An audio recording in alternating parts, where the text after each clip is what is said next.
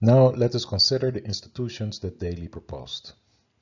He argued that the steady state would need policy to stabilize population, policy for the maintenance of a certain stock, and policy to address inequality.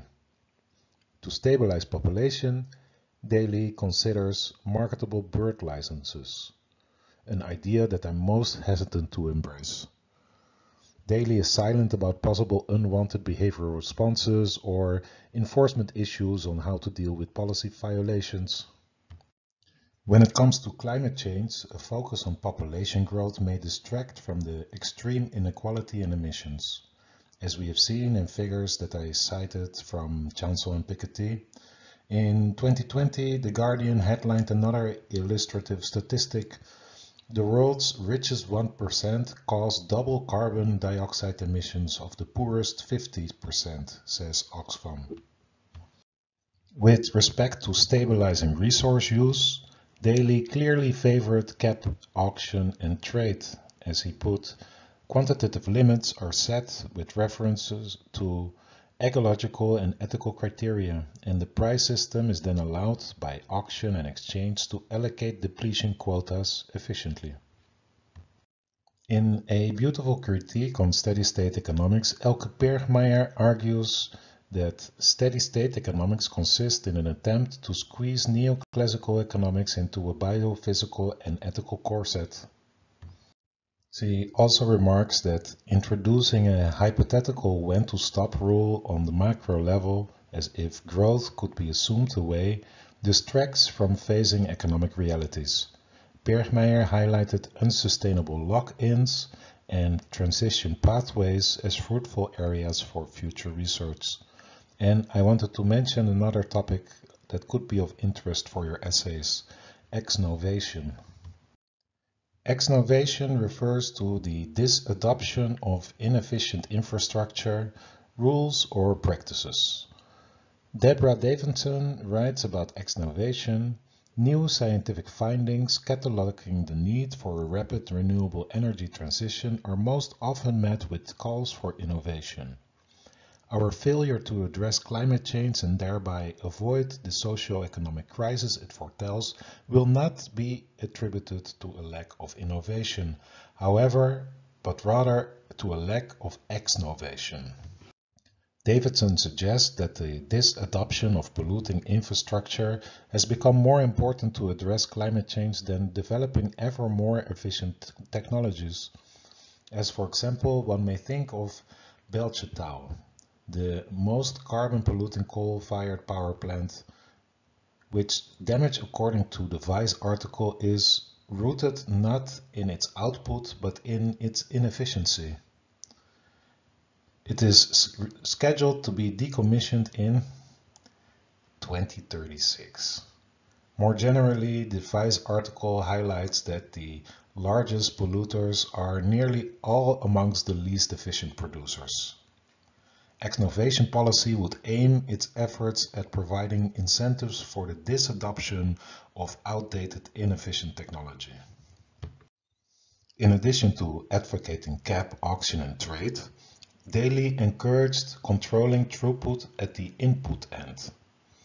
The report by Stiglitz and colleagues we have seen earlier in the series gives an example of this.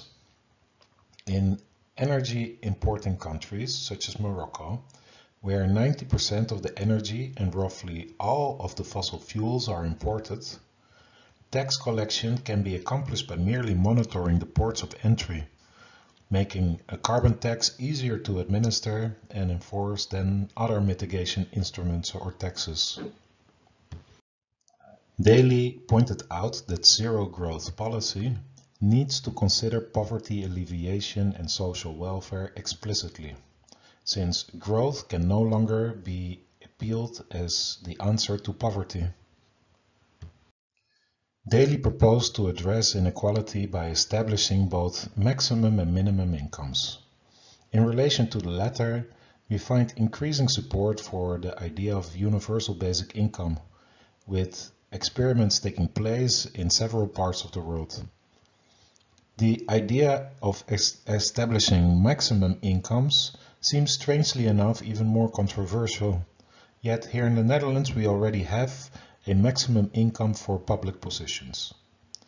Extending such policy to the private sector may have some practical difficulties, even though there is a good case for maximum incomes, as the richest 10% or 1% also owe part of their success to public infrastructure. A final policy proposed in Daley's later works is to address the money-creating abilities of private banks by establishing full reserve requirements. Here, Dietmar offers an introduction into this literature. Simulations by Jackson and Victor illustrate that the growth imperative of financial capital does not necessarily lead to economic growth of the aggregate, and that zero growth need not be accompanied by rising inequality in their 2015 and 2016 papers respectively. The zero growth steady-state economics by Daley is by now only one of several post-growth perspectives. Post-growth perspectives consider economic growth as an undesirable policy objective. Here we can distinguish the A-growth positions that are agnostic to growth. Examples include Rayworth donut economics, circular economy, and arguably system dynamics models such as limits to growth and stock flow models. The degrowth literature is perhaps the most outspoken opponent of further economic growth. See Calles and colleagues for an introduction into degrowth. Post-development refers to the critique that Western notions of development give poor guidance to providing for the good life in other cultural contexts. See Kotari and colleagues for an introduction. Gerben and Reina synthesize how these different post-growth perspectives inform policy in the Global South. Post-growth is the combined theorization and application of degrowth, A-growth, steady-state economics, and post-development. Each one of these four notions having its own context of validity. While the degrowth critique applies to the global middle and upper classes, irrespective of their location, an A-growth approach focusing on democratically defined targets applies to the global poor. At the world's level, a sustainable steady state remains the ultimate objective, within a post-development framework that fosters the political, economic, and cultural autonomy needed to counter the world's current rapid westernization.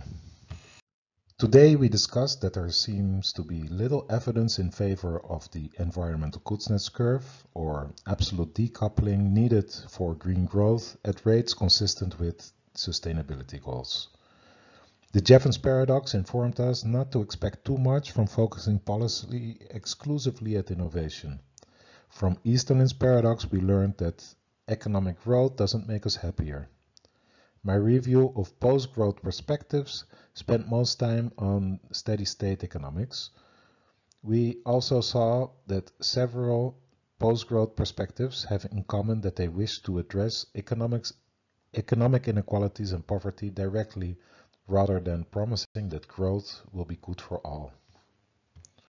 This slide and the next slide contain an overview of the literature used today.